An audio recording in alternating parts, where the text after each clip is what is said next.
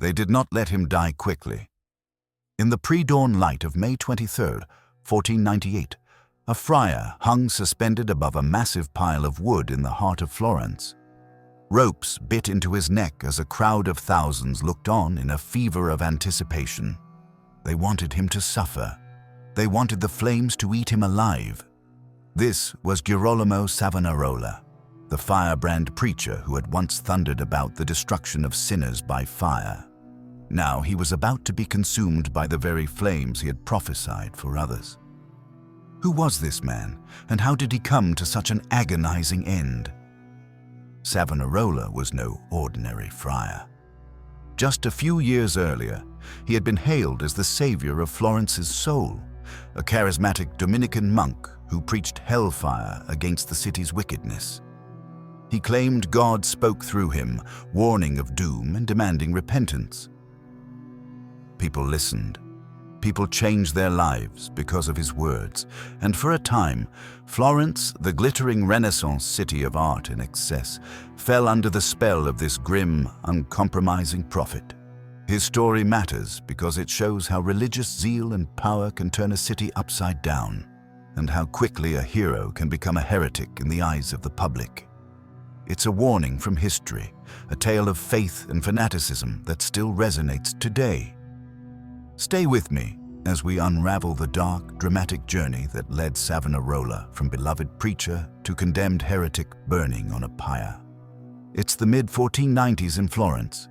Picture a city of splendor and sin. The ruling Medici family has been overthrown, and amidst the chaos steps Savonarola, pale, intense, eyes burning with conviction. From the pulpit of the great cathedral, his voice booms like thunder. He condemns the rich for their vanity, the church for its corruption, and the common folk for their moral laxity. The day of judgment is coming, he warns. The sword of the Lord hangs over Florence. His words send shivers through the congregation.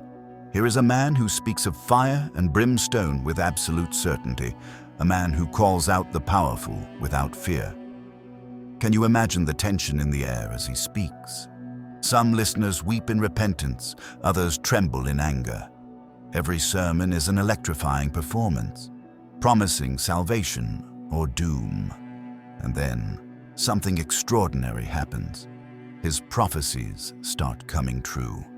When a French army invades Italy and threatens Florence, many recall that Savonarola foretold a great scourge that would descend to purify the land. The French king's invasion in 1494 topples the Medici regime, just as Savonarola hinted. To the frightened Florentines, it feels like divine validation of the friar's warnings. They believe him. Overnight, Savonarola transforms from radical preacher to Florence's moral dictator. He becomes the guiding hand in the new Florentine Republic. Imagine that power.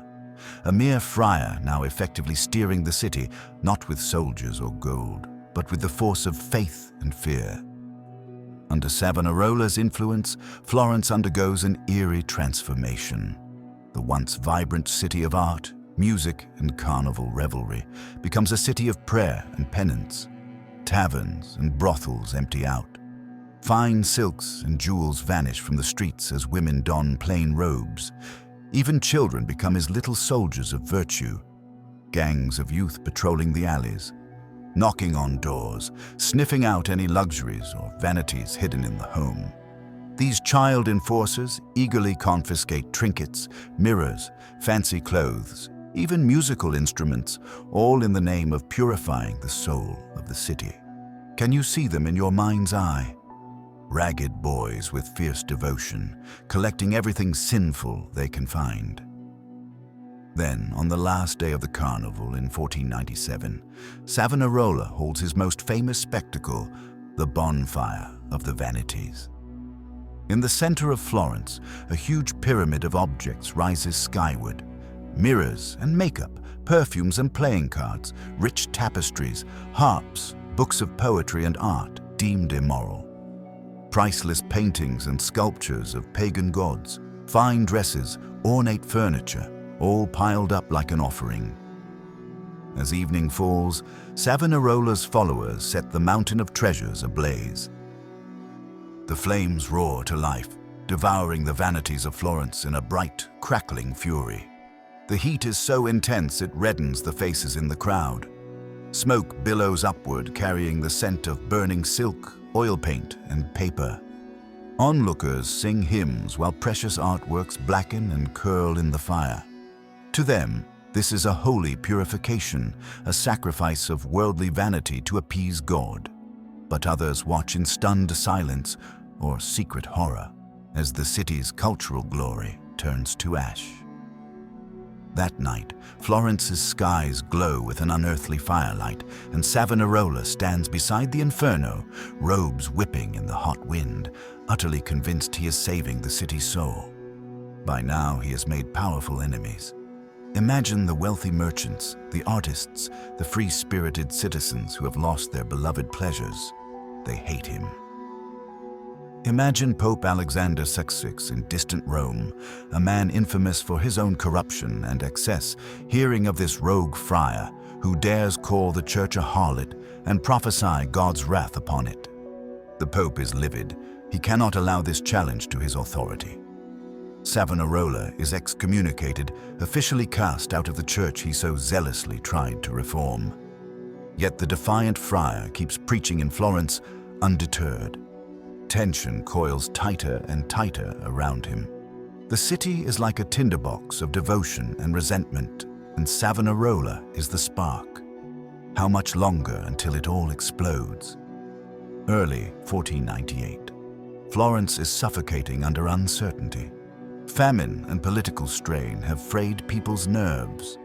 Savonarola's followers, the Piagnoni, weepers, still hang on his every word, while the opposing faction, the Arrabbiati, the enraged ones, plot his downfall.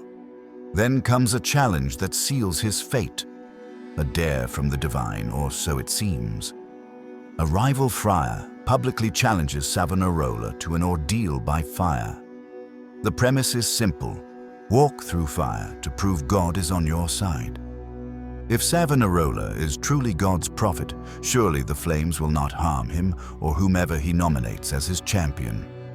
Can you imagine the collective gasp in the city? It's a deadly gamble, but also a chance to silence all doubts. At first, Savonarola hesitates. Step into a blaze to prove himself? Even he flinches at the thought, but one of his most loyal followers, Fra Domenico, volunteers to go instead. Domenico is utterly devoted. He believes that through Savonarola's prayers and God's power, he will walk through fire unharmed. The date is set, April 7th, 1498. A grand spectacle unlike anything the Renaissance has seen is about to unfold. The day arrives. The Piazza della Signoria is packed. People have flooded in from the countryside. Every window and rooftop around the square is jammed with faces. It seems all of Florence holds its breath. In the center of the piazza, an enormous wooden platform has been built, about 80 feet long, coated in sand and clay. Down its length, 2 parallel walls of bonfire wood and oil-soaked kindling are piled 4 feet high, leaving a narrow pathway between them. This will be the fiery gauntlet Domenico must cross. If he can walk through the inferno and emerge alive on the other side, it will be the proof of Savonarola's divine mandate. If he burns, then Savonarola's cause burns with him. As the moment draws near, a solemn procession approaches the square. Here comes Savonarola, clad in his priestly vestments, carrying the Eucharist, the sacred host, in a crystal monstrance held aloft. Behind him walks Fra Domenico, clutching a crucifix to his chest, face radiant with faith. Hundreds of Dominican friars trail behind, singing psalms with voices full of hope and fear, each monk bearing a small red cross as if marching to war. Torches flicker in their hands. On the opposite side, the Franciscan friars, Savonarola's challengers, gather, but their confidence wavers. They hadn't expected Savonarola's camp to embrace the trial so fervently. The tension is palpable. You can almost feel the heartbeat of the crowd thundering in your ears. This is it. A moment that could be miracle or catastrophe. Domenico steps up, ready to enter the sea of flames. But suddenly, the opposing Franciscans raise objections. "Wait," they say. "We must be sure this isn't trickery." They suspect Domenico might be wearing some charm or spell to protect himself. So, incredibly, they demand he remove his robes and put on different ones to ensure no hidden amulet shields him. The crowd murmurs. Time is ticking. Domenico calmly agrees. He changes into a spare tunic provided by his rivals. He stands now barefoot and simple, vulnerable before the task ahead. He is still undaunted. He's ready to burn for Savonarola's truth. Then another twist. Savonarola insists Domenico carry the Eucharist, the presence of God, into the fire, believing it will guard him. This sparks a furious argument. The Franciscans howl that it's blasphemy to risk the sacred host in a fire. They refuse to proceed if Domenico brings it in. Savonarola won't budge on this point. Hours pass as the friars bicker and the crowd's impatience grows. Clouds gather overhead. What began as a clear day now darkens. Some people shift on their feet in anxiety. Is this a sign? Will we see a miracle or nothing at all? By late afternoon, the ordeal has stalled in endless delay. The once eager crowd is growing frustrated and restless. Whispers turn to grumbles. Why hasn't God shown a sign? Why is Savonarola hesitating? The sky, as if on cue, answers with a sudden roar. Thunder cracks. Heavy raindrops begin pelting down out of nowhere. Within minutes, a torrential spring rain drenches the piazza. The carefully built fire pits are soaked. The would-be inferno fizzles before it could even ignite. Panic and disappointment ripple through the masses. Finally, the Florentine authorities call the whole thing off. No one will walk through fire today. The crowd is stunned, then furious. They came for a miracle, for spectacle, for proof, and got nothing but cold rain. Something snaps in the public mood. In that storm, Savonarola's aura of divine destiny washes away like chalk on a sidewalk. To his enemies, this is proof that God did not endorse the friar. To his followers, a confusing blow to their faith.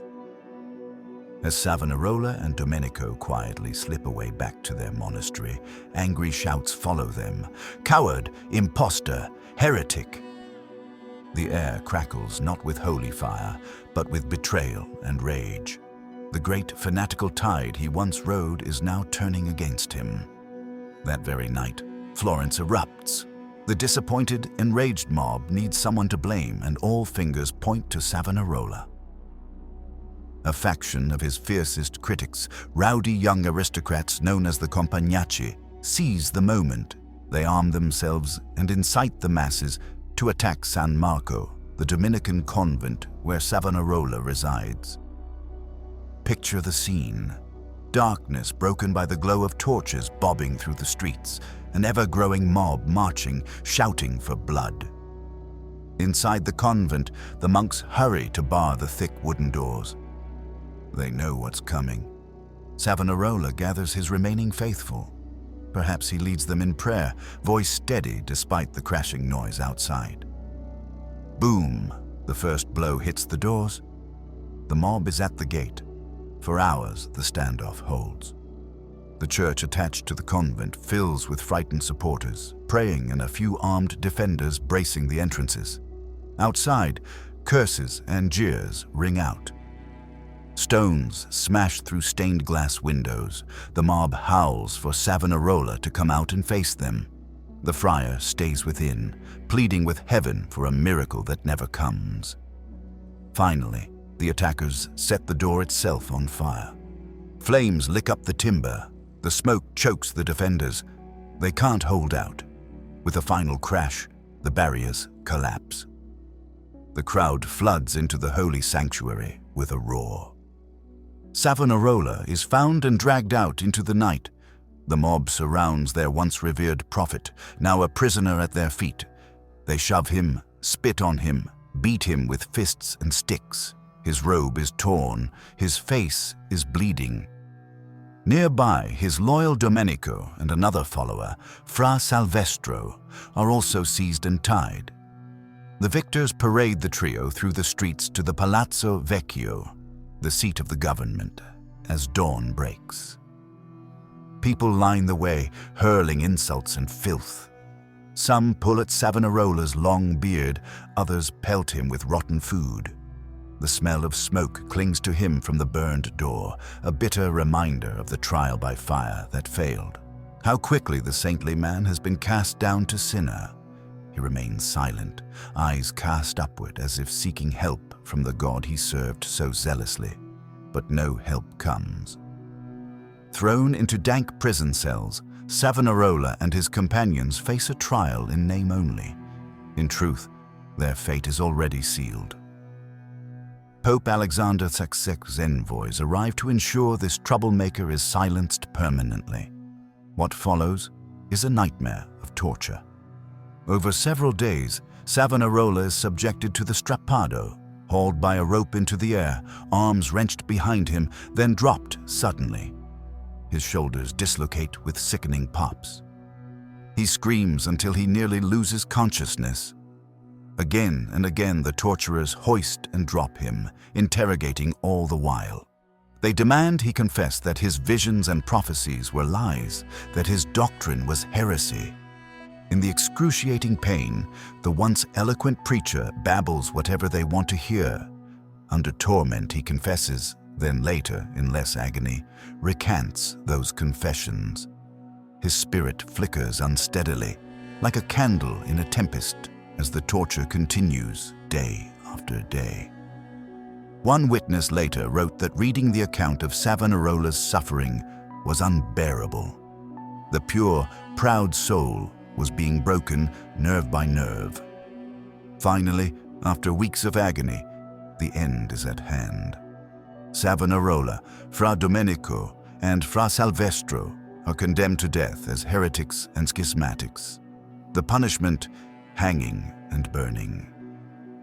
The stage for this grim finale is the very center of Florence, the Piazza della Signoria, where Savonarola once guided the fate of the city. Now that square has been turned into a theater of death. Morning, May 23rd, 1498.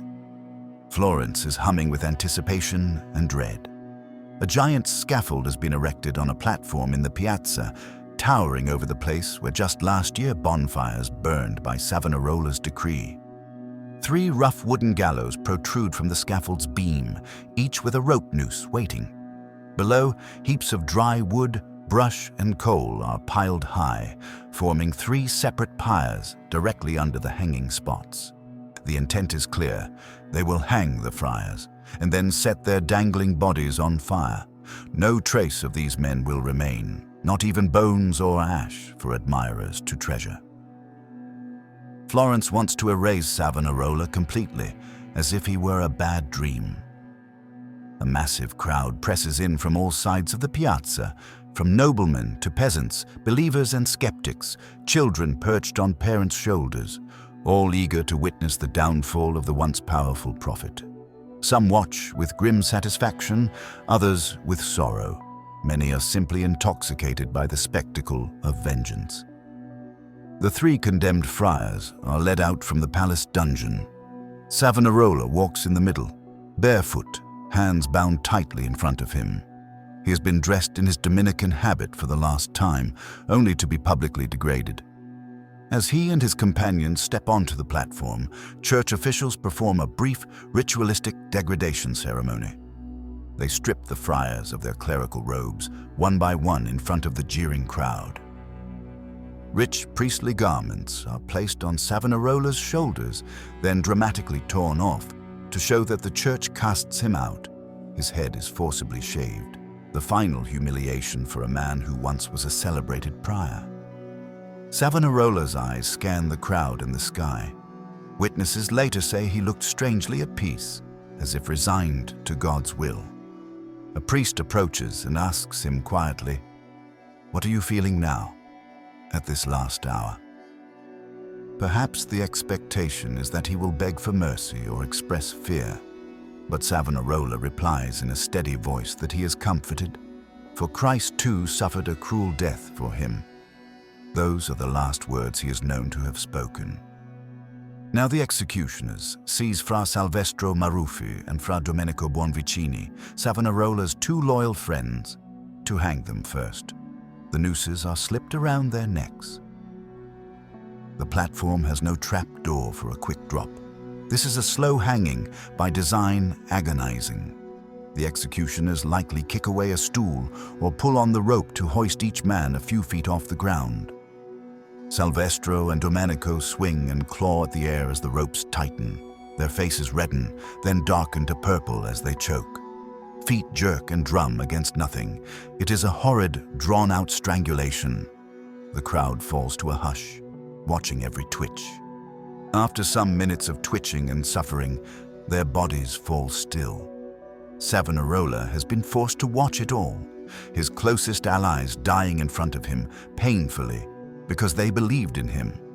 One can only wonder what prayers or regrets crossed his mind in that terrible moment. Now it is Savonarola's turn. The executioner, perhaps eager to torment this high-profile victim, makes a show of it.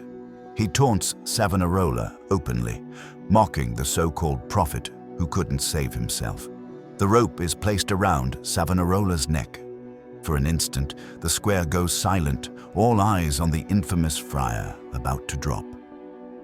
The executioner delays, tightening the noose slowly, perhaps hoping to keep Savonarola alive just a little longer as the fire is lit. The crowd's emotions surge. Some shout curses, others suddenly sob, recalling the days when this man was their moral guide. With a jerk, Savonarola is pulled upward. He is a small, slight man of 45, worn down by imprisonment. The rope bites deeply.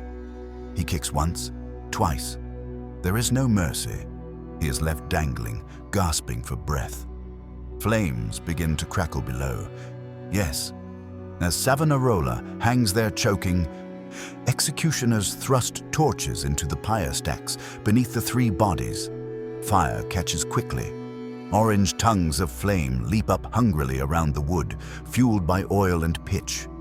An ominous cheer, or is it a gasp, rises from parts of the crowd as the fire officially begins to consume the heretics. Savonarola's body gives a final shudder. At around 10 a.m., he dies of strangulation, likely just moments before the flames reach him. But to the crowd, it's hard to tell. From below, all they see is their once fearless prophet now hanging limp, his bare feet dancing in the rising heat. The fire has fully engulfed the two dead followers beside him, and now it climbs Savonarola's rope. His robes catch fire, billowing flames. The heat is intense. Those nearest the scaffold shield their faces from the searing blast. Above the roar of the fire, a strange cry goes up. Some are cheering, some are wailing. A few devoted women near the front faint at the sight, while children, perched on the fountain's edge, clap and laugh at the dramatic display. For one eerie moment, a gust of wind sweeps through the piazza, pushing the flames sideways.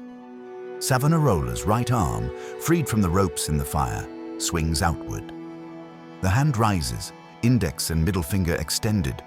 By pure chance or muscle reflex, the motion looks like the gesture of a priest bestowing a blessing. Murmurs ripple through the crowd. Is he blessing us, even now? Some fall to their knees, overcome by emotion, interpreting it as Savonarola's forgiving benediction or perhaps a final miracle. Others are enraged, seeing even in his death throes a defiance of hell. Stones fly through the air as a few zealots hurl rocks at the hanging, burning corpses, screaming in triumph. "Prophet," one man yells mockingly into the inferno, "work your miracle now." Groups of children, who only a year ago marched in his religious processions, now dance around the pyre, holding hands, singing crude songs, rejoicing in the fall of the false prophet. The stench of charred flesh and burnt hair blankets the square. Savonarola's body, along with those of Domenico and Salvestro, blackens and crumbles as the fire reduces them to ash. The executioners stand by until the flames die down, making sure nothing solid remains. They have orders to leave no relics behind. No finger bone, no scrap of charred cloth, nothing that grieving followers might later collect and venerate. When the fire is finally extinguished, a few grisly fragments of bone and charcoal remain amid the smoldering heap. These are shoveled up unceremoniously and carted away. Within hours, the ashes of Girolamo Savonarola are dumped into the river Arno, flowing out of the city he once ruled with his sermons. The dark water swallows every last trace of him. Florence tries to rejoice. In the aftermath, the city that Savonarola tried to turn into a model of godliness swings back to its old ways with almost spiteful glee. That summer, at the festival of St. John, Florentines set off fireworks and even burn mock effigies. Reports say a huge firework effigy of a grotesque friar was blown up, and even animals, a dead lion, some dogs, a pig, were burned or paraded as symbols of Savonarola and his movement to ridicule his memory. Laughter and celebration filled the air, as if the city must exercise the years of strict moral rule he imposed. The Puritan reign of Savonarola is over, and Florence is eager to forget it. Yet even as the charred smoke of that execution drifted away, the legacy of Savonarola wasn't so easily erased. In the years and centuries to come, people would argue fiercely about him. Was he a visionary reformer crushed by corrupt powers, or was he a fanatic who got what he deserved? Even some popes later wondered about the fate of his soul. But on that day in 1498, one thing was clear. The flames he had lit in Florence, both the literal fires and the fires of religious fervor, had finally consumed him. His death was a spectacle of cruel irony, a dark climax that perfectly fit the brutal passions of the age. Girolamo Savonarola's story is one of the most dramatic turns of fortune in history. It's a tale of idealism turned fanaticism, of how absolute certainty and power can unleash both heaven and hell on earth. He rose as a prophet of purification and fell as a victim of the very violence he preached. What can we learn from it? Perhaps a warning that good intentions, when enforced without mercy, can lead to unimaginable cruelty. That a city, a people, can one day laud someone as a savior and the next day thirst for his blood. And that in the end, fanatic fire spares no one. Not even the firebrand who starts it. Thank you for watching this dark journey through Florence's past. If this story gripped you, don't forget to hit the like button and subscribe for more deep dives into history's most intense moments. I'd love to hear your thoughts. Do you think Savonarola was a hero or a villain? Let me know in the comments below. And if you're hungry for another dramatic tale, check out our next video. We have plenty more secrets and shadows from history to explore. Until next time, stay curious and stay safe.